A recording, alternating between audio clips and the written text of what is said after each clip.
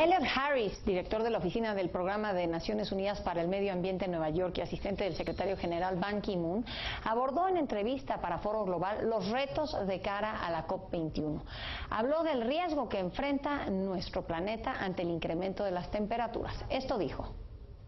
The most important thing that I think the UN and the COP21 want to address is the world has to avoid having world temperature go up further than 2 degrees. Why 2 degrees?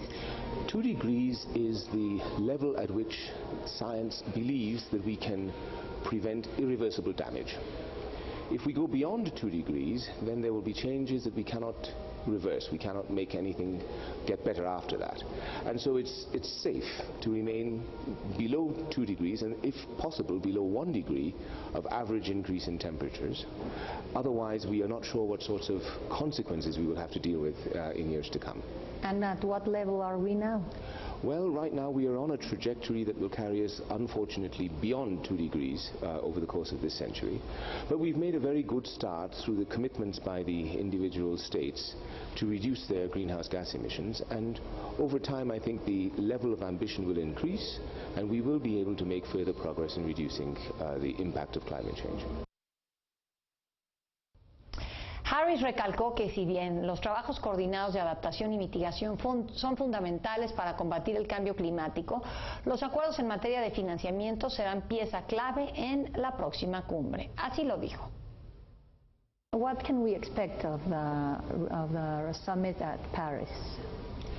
If all goes well, and I have great reason to believe it will, we will have agreements on the emissions reductions by each country. They have put forward their independent, nationally determined contributions, and these will be put forward. We will count them up. We will see what contribution that will make to reducing the overall emissions in the world.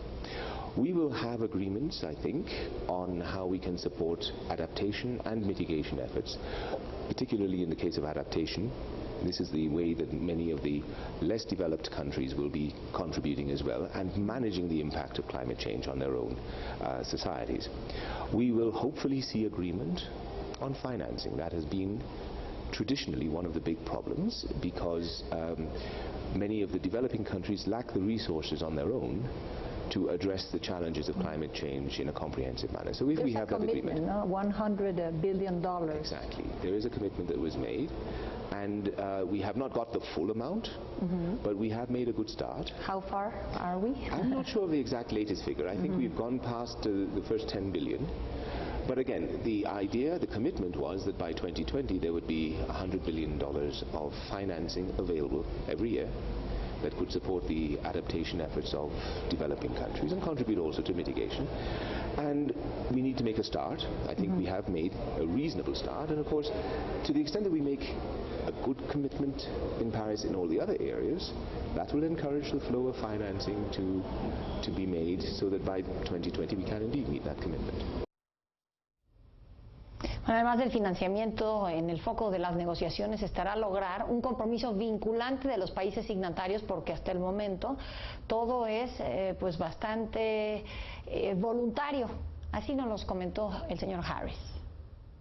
Now, large contaminating countries, whenever I think of that, I think of the U.S. and I think of China. What are their commitments, or what are you expecting to be their commitments right now at the COP21? Well, in the case of China in particular, commitments have been made and announced as part of the overall approach that the member states have decided to take, agreed on in Lima at the last COP, to determine what their contribution to reducing greenhouse gas emissions is going to be. Both countries that you've named have made these kinds of estimates of what they can do and have put those estimates on the table. So we have a starting point that's actually more than one had a year ago. And it has been able to mobilize most of the global community to make a similar contribution. Mexico was one of the very, very first countries to make an announcement on how much it intended to reduce its greenhouse gas emissions. It was the 4th country on earth to have made this kind of announcement. And so consequently we see a lot of very interesting and very ambitious proposals being put on the table by countries as to what they will each do to contribute to reducing their carbon footprint, reducing their greenhouse gas emissions. And that is a difference from the approach that used to happen in the past, where people were looking at what the others are doing. Yes. Now everybody is focusing more on what they themselves can do. And that's a very positive development. Parte de lo que nos comentó el señor Elliot Harris en este tema, que seguramente estaremos abordando la semana próxima cuando se lleve a cabo la COP21.